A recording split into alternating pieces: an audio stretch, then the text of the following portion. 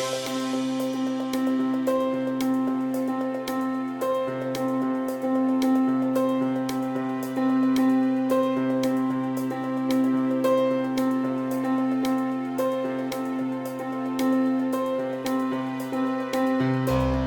estamos en Vigo con un arquitecto muy querido por los arquitectos gallegos y además distinguido por el ayuntamiento de esta ciudad, como Vigo distinguido por toda su impronta y todas las acciones que ha hecho por esta ciudad y por la arquitectura de esta ciudad. Uno de los proyectos, creo, más complejos, pienso, de toda tu carrera es la intervención que has hecho para la Ciudad de la Justicia en el antiguo Hospital Seral. Nos gustaría que nos contaras un poco cómo fue el proceso, también es un proceso de años, y cómo ha sido esa compleja ejecución de obra, que creo que es muy interesante que nos cuentes cómo el proceso. Bueno, como ya lo estoy acabando, ya no me acuerdo si fue complejo. Ahora me resulta complejo la casita que tengo encima de la mesa. Pero sí, a ver, yo creo que tuve la fortuna, la lucidez o tener los años suficientes como para acordarme de cómo era originalmente el edificio, ¿no? Entonces, recordando una frase me parece que era de Julio Argán, que decía que moderno es aquello que tiene la capacidad de hacerse viejo. Entonces yo claro, cuando me enfrenté al concurso, vi que todas las perrerías que le habían hecho a lo largo del tiempo al edificio, cuando llega a mí está totalmente destrozado. Y yo veía el edificio original y decía, ¡joy, qué chulada! Pero porque era con 20, 30 años de diferencia, pero era el típico edificio que se enganchaba a ese momento en que la arquitectura trepa, ¿no? Otis inventa el paracaídas, los edificios empiezan a subir y trepa, pero todavía arrastrando todo ese remedo neoclasicista, pero era elegante, estaba la elegancia allí. Y después todos los procesos de transformación lo fueron escarallando con pretensiones de ser moderno, ¿entiendes? Es decir, el primer ataque que le hacen es en los años 60, ¿no? Con la excusa de una ampliación, le añaden dos plantas al elemento semicircular, con lo cual entró en ruina y me facilitó la decisión de derribarlo. Todos los escalonamientos, todos los moldurados, todo eso lo cierran y lo atrapan en un teórico prisma forrado de gresite de 2 colores, para forzar la idea de que eran ventanas corridas, que no lo eran, ¿no? Y entonces el edificio ya sufre un leñazo tremendo, ¿no? Y después lo forraron con un forro de cobre, supuestamente para solucionar problemas hidrotérmicos, para el cual no tengo explicación, ¿no? Entonces yo me encontré con eso, y me encontré cuando empecé a hacer el concurso con ¿qué hacer? Lo voy a resucitar. Yo voy a ser moderno, pero con la voluntad de ser intemporal.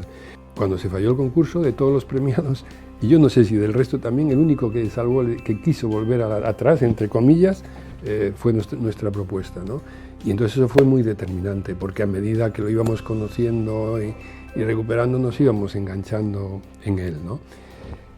Pero después surgieron problemas, ¿no? Surgieron problemas. El primero era bueno, bien, pero la entrada está ahí arriba. No vas a reproducir la escalinata, no sé qué. Entonces, hasta que esto se puede creer o no, pero durmiendo soñé que el edificio, en vez de crecer para arriba, si crecía para abajo, ya me acercaba. Entonces me puse a pensar qué hacía si al edificio, cómo hacía para el edificio añadirle 2 plantas más, 2 plantas y media más hacia abajo y no hacia arriba. Y entonces eso me iba a acercar el edificio a la cota de la ciudad. Y lo tercero fue una cosa muy primaria, es decir, a mí la ciudad renacentista sigue siendo la que más me gusta, ¿no? Esa idea de que un edificio conforma una plaza y le da dignidad, y una plaza le da dignidad a un edificio. Y además, eso, que un edificio debe de dar a la ciudad como una condición inexcusable, debe conformar espacio público. Entonces fue la decisión de crear una plaza. Eso me lo permitió derribar ciertas cosas que estaban mal. Después, dentro, el edificio era suficientemente nítido como para ser una bodega donde si eres un buen estibador, metes un programa o metes otro, ¿no? Él marca unas reglas muy concretas, que es una planta en cruz latina, las sigues y vas metiendo las cosas, no fue más, ¿no? El tema del apeo, yo había hecho ya un apeo, pero aquí había que hacerlo con 20 plantas encima, que no era moco de pavo. Y había que poner en juego unos gatos hidráulicos para que después el edificio, ese medio milímetro, al bajarlo, entrara en carga y se solucionara, ¿no? Lo que hicimos fue crear un pilotaje a ambos lados. O sea, si había que apear este pilar, a los dos lados creábamos un nuevo pilotaje, una cimentación que pudiera absorber esa carga. Cuando lo teníamos con una estructura metálica muy potente, abrazábamos el pilar. De hecho, la conservé después, las salvé, las dejé, se ven allí. Ahora cuento que es para que los abogados pongan sus expedientes y todo el mundo se lo cree. Después les cuento la verdad. Bueno, entonces abrazamos el pilar, creamos una viga hasta estos dos puntos laterales, con 19 gatos hidráulicos subimos el edificio y cuando estaba en el aire, bueno, allí un par de héroes cortaron los pilares y nos fuimos todos para casa. O sea, durante 2 días más o menos no se pudo ir a la obra, porque estas cosas no se saben, ¿no? Pero no pasó nada. Después excavamos, añadimos las 2 plantas para abajo, soltamos los hidráulicos, pum, entró en carga y ni una fisura. Pero no, ni una fisura. Bueno, esto no es mérito mío, es de mi calculista, Antonio Reboreda, que es el que hizo el cálculo. Mi mérito es, si tengo alguno, es resistir. Pero tú estás loco, ¿pero cómo vas a hacer eso? No lo hagas, hay que hacerlo. Y el propio Antonio Alfonso, seguro que sí, y aguantar y decir sí, lo vamos a hacer. Y se hizo y funcionó. Has recuperado un edificio para la memoria de los vigueses, que es la idea que tenían ellos de edificio hecho hace 70 años, y realmente has conseguido el objetivo.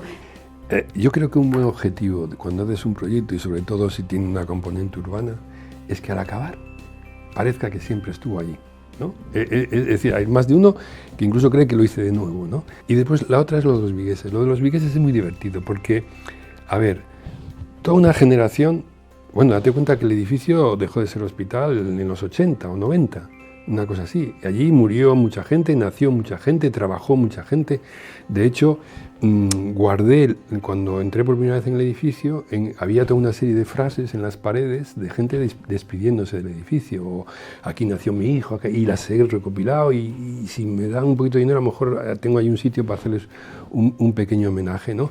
Pero cuando me encontraba por alguien por la calle que me conocía, ¿no? Me decía, oye, qué bien, pero yo no sé qué me estaban diciendo, si realmente me estaban diciendo que la obra estaba bien, o diciendo, qué bien que me he vuelto a encontrar con este amigo, ¿no? Era en cierta manera emocionante, ¿no? Como buen gallego que eres y como un exponente de la brillante Escuela Gallega de Arquitectura, en ASEMAS, como mutualista que eres desde el inicio de tu profesión, nos gusta reconocer el valor y la solvencia que tenéis los arquitectos, en este caso pues un personaje para la arquitectura como eres tú, y nos gustaría que nos presentaras un poco tu trabajo y tu experiencia en esta tierra.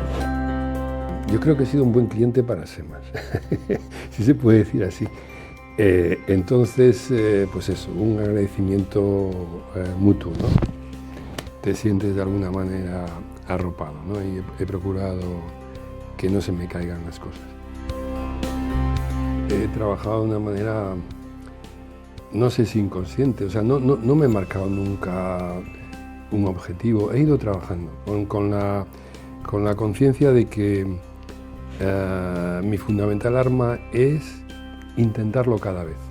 O sea, no tener excusas para no intentarlo. Entonces, ese camino, sin darte cuenta, produce que, bueno, lo vayas haciendo un poco mejor, no hay grandes historias, ¿no? Para mí, cada proyecto es una situación nueva en que el contexto, y no hablo solo del contexto geomorfológico, físico, sino un poco todo lo que pasa alrededor, es mi fuente de arranque de todo, ¿no? Ya me gustaría tener un cierto lenguaje en el que un 60% de las cosas ya están resueltas antes de empezar, ¿no? Quizá antes de que empiece el proyecto ya hay muchas cosas que sabes que van a aparecer, ¿no? En mi caso nunca lo he sentido así. Entonces he procurado que las cosas se fueran haciendo lentamente en un proceso que va más allá del proyecto donde estés. Sobre la conciencia de que algo que le das vuelta, que desechas, que no utilizas, no sabes para cuándo te va a servir, ¿no? Entonces mi trayectoria es no colaborar al desastre e intentarlo cada vez. Es muy sencillo, no tengo grandes recetas. El utilizar la materia, vuestra propia materia, como es la piedra o los materiales muy masivos, con esa estructura tan ligera, innovadora, que tú llevas trabajando muchísimos años en esas estructuras artificiales o más metálicas, controlando la estructura para hacer esa combinación de lo matérico con lo ligero, ¿no? En muchos de tus proyectos. Tengo claro que levedad y ligereza sea una relación directa, ¿no? Creo que muchas veces la percepción de la levedad tiene que ver con lo contrario, ¿no? Con la masa, con lo denso, ¿no? Cuando consigues que aquello que supuestamente no levita, levite, ¿no? Y entonces eso muchas veces es una gran tentación. Y ahora últimamente me doy cuenta que sí, que repito muchas historias, ¿no? Y esto de la levedad y la densidad creo que algunas veces tiene que ver con una cierta obsesión con devolver la cota cero, la cota en donde el plano de vida se relaciona más con lo urbano y con lo inmediato, devolverlo a lo público, ¿no? Entonces esto pues lo consigues, ¿no? Haciendo que el paisaje se cuele a través del edificio, que los botes de la escuela de vela están en un edificio pero están a la vez en continuidad con el agua, y entonces hay muchas veces que aparece, pero nunca hay un apriorismo, ¿no? Hay un recurso que utilizas mucho en tus obras, que son los reflejos. Te gusta jugar con los reflejos en las envolventes metálicas de tus proyectos, en esos grandes ventanales que hacen que reflejan interior-exterior. O sea, tienes cierto gusto y obsesión, diría yo, por ese reflejo, ¿no? en tu trabajo. Es un poco intentar conseguir 2 o 3 por el precio de uno. Es decir, la primera consciencia fue cuando me di cuenta que si me lo trabajaba un poco, el día y la noche me daban 2 cosas distintas, ¿no? Es decir, lo sólido desaparece en la oscuridad y la luz que pasa a través de lo transparente se manifiesta. Entonces, esto lo vi con mayor intensidad, o lo busqué cuando hice el pabellón de Cabeza de Manzaneda, ¿no? Hay unas fotos de noche que flipas, es decir, o sea, evidentemente no era algo que yo tenía totalmente controlado, pero me hizo ver, oye, estate atento de esto que te da un 2 por 1, ¿no? Y interesante. Entonces los reflejos es como una tercera variable, ¿no? Y aparte que el reflejo introduce una cierta indefinición. Y entonces esa situación no absoluta, no racional, interpretativa, variable, es muy interesante, ¿no? El otro día tuve una pequeña rifirrafe por un proyecto que estoy haciendo de iluminación de un edificio y me decían no, tienes que contarnos exactamente cómo va a ser. Y yo le dije, con niebla, con lluvia, con sol, ¿con qué? ¿No? Yo pretendo insinuar, y que varíe con el tiempo. Entonces el reflejo en un momento dado aporta más cosas, ¿no? Y el reflejo máximo, que es el espejo, es un tema muy difícil de manejar, pero que en pequeñas dosis viene bien. Bueno, es que además tienes eso que tanto nos gusta en ASEMAS, que es la solvencia de una formación ecléctica, en cuanto que eres muy riguroso en las estructuras y en los sistemas constructivos, que aunque sean sistemas constructivos que tú has desarrollado y tú has diseñado, tienen una solvencia de ejecución porque te gusta mucho la obra, eres de ir mucho a obra, ¿no? Ahora voy más los fines de semana,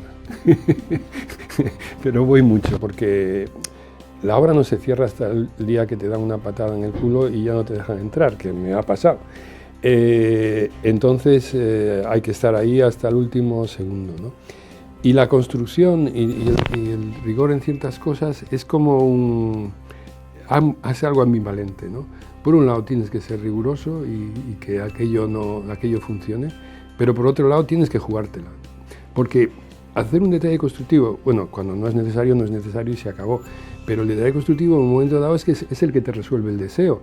Pero si no planteas el deseo, el detalle constructivo lo tienes que proyectar, igual que proyectas cualquier otra cosa del trabajo, no lo puedes dar por hecho, ¿no? Sino lo que haces es coges y lo pegas, ¿no? Entonces, en la medida en que tengas que hacer ese esfuerzo, es que añades al proyecto o no escapas de tu deseo, ¿no? Y si tú quieres hacer que el edificio termine no una cornisa, en una línea, macho, que es muy complicado. A ver cómo lo haces. Entonces, claro, lo que no puedes es ser un cobarde, renunciar a la línea y meter ahí una albardilla del copón. Entonces, yo creo que el proceso es un poco este, ¿no? La arquitectura joven gallega pues tiene un valor ahora altísimo. Esa parte docente que lleváis muchos años también se refleja en toda la regeneración y las actuaciones de regeneración, y todas tus intervenciones son un poco didácticas en ese sentido. A ver, para mí el tema de la docencia es puro egoísmo. Es decir, supongo que es algo que más de uno ha dicho, ¿no? Pero para mí es una gimnasia mental, intelectual o como quieras, imprescindible, ¿eh? Y por eso siempre lo he hecho con ganas y con interés. Yo iba porque me lo pasaba bien y además porque mis clases era contar lo que sé. Nunca he dado 2 clases iguales, nunca he organizado una clase, y lo primero que le digo a mis alumnos es: si no os interesa, no vengáis, que no pasa nada, ¿no? Por lo tanto, eso ha sido fundamental. Y sí me gustaría que nos hablaras un poco de los proyectos que están ejecutados. La realidad es visitable, pero tienes un proyecto que creo que es muy interesante que nos hablaras, que es el Barrio del Cura, la regeneración, ese proyecto tan vital para la ciudad de Vigo y tan imprescindible, que es la rehabilitación del Barrio del Cura, que nos gustaría un poco que nos presentaras sucintamente. El Barrio del Cura es un proyecto en el que llevo trabajando 21 años. El proyecto que se va a aprobar por segunda vez, lo comparas con lo que entregué hace 21 años y es casi idéntico, ¿no? Lo cual evidencia que algo no funciona. En ese camino, evidentemente, los primeros promotores quebraron y ahora hay otros, ¿no? Ahora parece que va adelante, pero no es normal que un proceso de este tipo dure lo que está durando, ¿no? El instrumento mayor para la configuración del proyecto son los vacíos. Es decir, lo que más me interesa es, según qué proyectos, es lo que los edificios inducen más que lo que son, ¿no? Entonces, en el Barrio del Cura había una serie de circunstancias previas que unidas a la valoración de lo público y a la conformación del espacio público generaban el proyecto y generan. A modo de ejemplo, el Barrio del Cura está ahí, en el Paseo de Alfonso, el único mirador urbano que tenemos en una ciudad que se vuelca totalmente al mar, pero solo tiene 100 metros de mirador, ¿no? Entonces, claro, la primera conciencia fue decir: coño, este plano es el plano de vida fundamental del proyecto y el proyecto surge de lanzar ese plano al espacio y después apoyarte en él, ¿no? Y eso provoca que el mirador casi se triplique, que por expansión aparezca una pequeña plaza que es la primera que va a ver al mar. Si tú resuelves adecuadamente los tránsitos, estás haciendo que la vida llene tus espacios, ¿no? Porque el éxito de un espacio público es que esté vivo, ¿no? Puedes hacer una plaza muy chula, pero no está activada, esto no funciona. ¿Y quién te lo activa? Bueno, la vida y el paso de la gente, ¿no? La distancia de un punto a otro no es solo una cuestión de medida, es lo que pasa en el camino. Se te hace largo o corto según lo que pasa en el camino.